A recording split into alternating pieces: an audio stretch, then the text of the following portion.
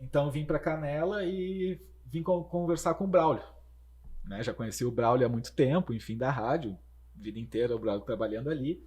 E o Braulio conhece todo mundo, né? Entrevista a cidade inteira, conhece todo mundo conhece ele. Vou convidar o Braulio para ele me indicar para alguns clientes, algumas pessoas que ele tem ali já no grupo dele, para que eu possa oferecer meus vídeos. Claro. E daí eu fiz uma reunião com ele ali na Marta, lembro, uma vez, bem pertinho da rádio, que ficava aqui no Magazine ainda. E dei toda a minha ideia pro Braulio e tal, e ele falou assim, tá, mas por que tu não assume a rádio? Né?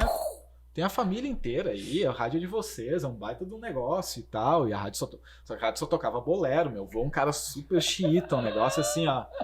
Né? Quem conheceu o meu avô Pedro, cara, uma figura ímpar, né? Rádio Clube de Canela. Extra oficial. Então, quantos anos tem a rádio já? A rádio são 72 anos, com o mesmo nome. 72 anos.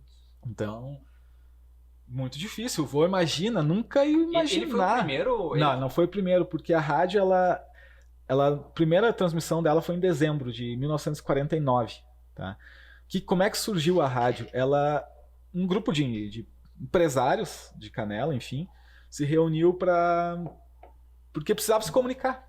Naquela época não tinha como se comunicar com as pessoas. Eu digo assim, comunicação básica. Quem morreu, quem nasceu. Não existia rádio comunitária, não existia nada.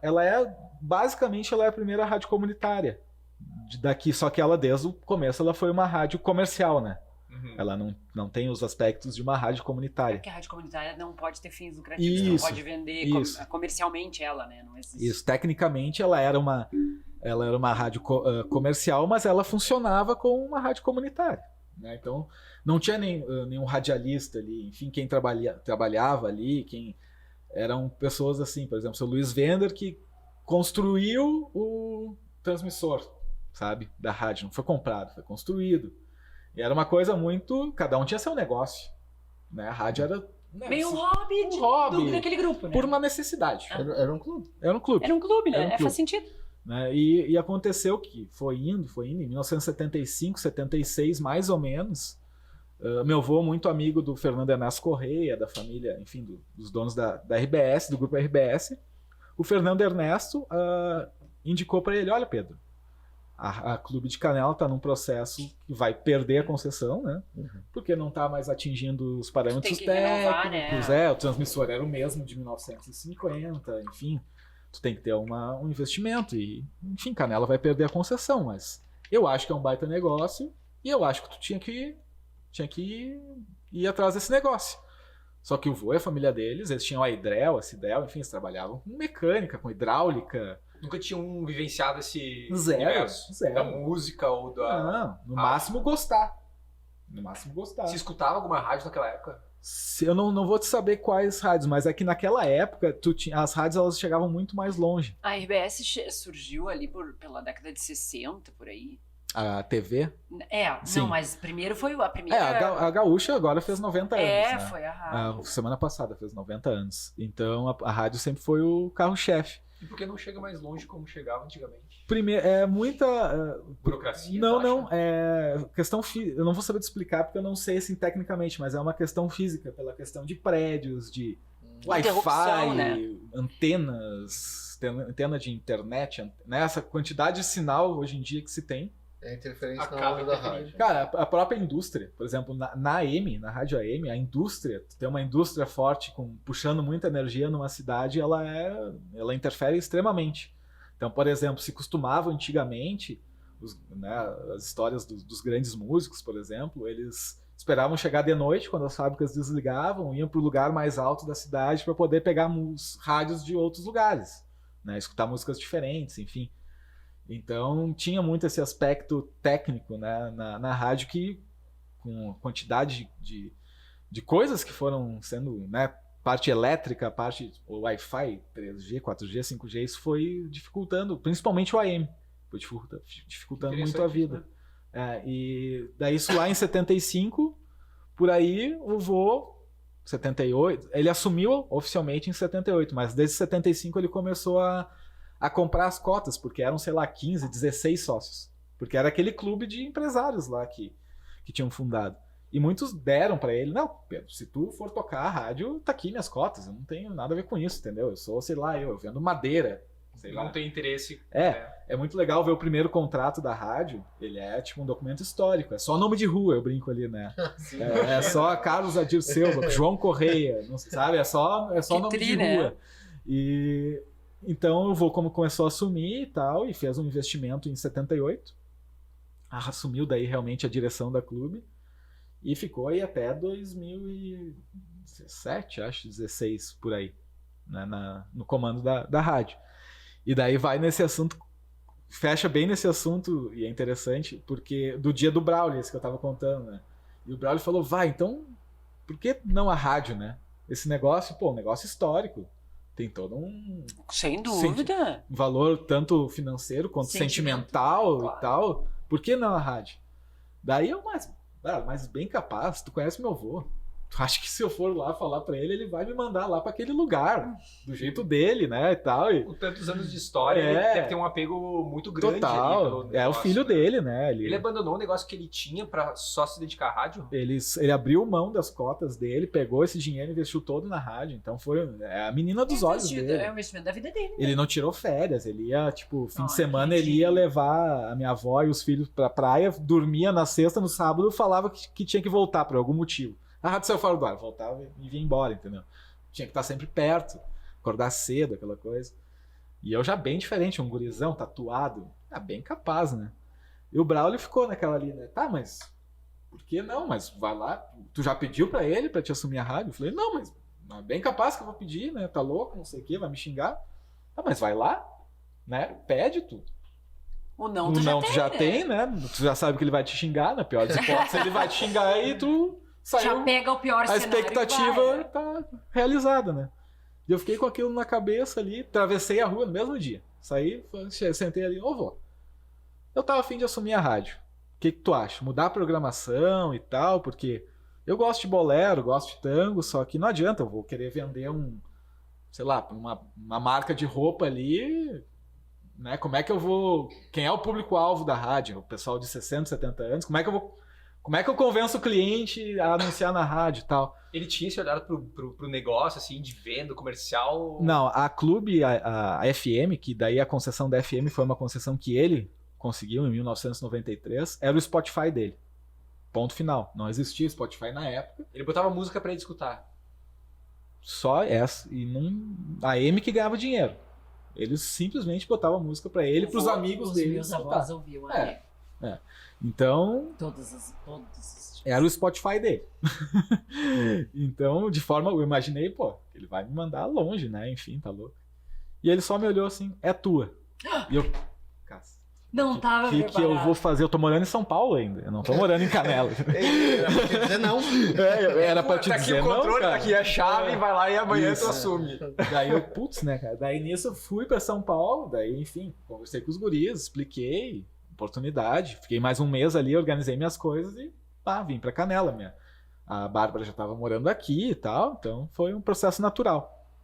E foi bem legal, né? Foi naquela época que a gente estava conversando, né, Ale? Eu consegui botar, por exemplo, a minha programação, que é a programação mais ou menos que a Clube tem hoje, durante o dia, só que durante a noite tinha que ser a programação dele. Sim. Tinha que ser a programação dele de jeito nenhum. Teu horário e o horário dele. Isso. Só que, lógico, isso não era bom pro negócio ainda. Mas ok, era um processo, não ia ter como fugir daquilo ali. Mas tu entendeu também que era um processo? Eu entendi. Né? Eu briguei muito com ele. Não vou dizer que eu entendi de primeira. Tanto que eu saí da rádio, né? Depois eu vou contar nessa parte, por um motivo meio besta, das duas partes. Mas porque ele era muito cabeça dura, enfim, né? Uma outra geração, né? E daí chegou um dia que teve um festival de cinema e o Enio, que trabalha hoje na rádio indo comigo, me deu uma ideia. Lucas, vamos fazer o seguinte, vamos vender umas cotas do festival de cinema, tá? De noite, para transmitir um negócio de noite, e daí vamos vender que de noite a gente vai fazer um programa só com trilhas de cinema, no horário aquele que era dele. Daí, só que lógico, era pago, né? Então eu cheguei lá para ele, é o seguinte, eu tenho 2 semanas aqui de festival, então eu vendi um programa com músicas de trilha ali, eu vou ter que botar de noite ali e depois a gente volta pro teu, né? Botei no ar ali e na hora de tirar, a gente se fez de louco, né? Se fez de louco, não tiramos e tal, foi indo, porque eram trilhas de músicas de filmes internacionais, então não era uma coisa que feria tanto assim o gosto dele, entendeu? Então tinha umas músicas um pouco mais clássicas e tal, não feria também tanto meu público, aquela coisa. Foi indo e passou, ele nunca mais lembrou da história. E nisso a AM, trabalhando muito pela AM, foi legal, a gente fez muita transmissão a gente pegou tipo, o último ano de futebol amador, né? Então, a gente foi transmitir em Ibirubá. Eu fui 2 vezes a Ibirubá. E se transmitia da forma antiga ainda, que era se pedindo um par de linha telefônica. Uma coisa bizarra. Por exemplo, eu tenho o 3282-2000 aqui na rádio, né? A gente pedia para abrir um 3282-2000 lá em Ibirubá. Isso consistia em 1000 centrais que passavam, isso o cara ia lá tirar o plugzinho e enfiar no plugzinho. Daí o outro tinha que enfiar no plugzinho. Era uma conexão física, né? Então tu fazia esse pedido de linha, chegava lá, os caras testavam no dia anterior, né? Tá chegando sinal, tá chegando sinal, tudo certo. Chegava na hora, nunca funcionava. Nunca funcionou. Tá sempre tinha uma conexão errada lá. Tinha o cara que lá em Tio Hugo esqueceu de tirar, o cara em Lajeado. Por exemplo, uma transmissão de 3 Coroas, vou dar um exemplo. Ela saía de 3 Coroas, ia a Porto Alegre, saía de Porto Alegre a Caxias, saía de Caxias vinha pra Canela. Entendeu? Então tu tinha que ter todas essas centrais, tinham que estar com as conexões certas. Tu imagina lá de Ibirubá.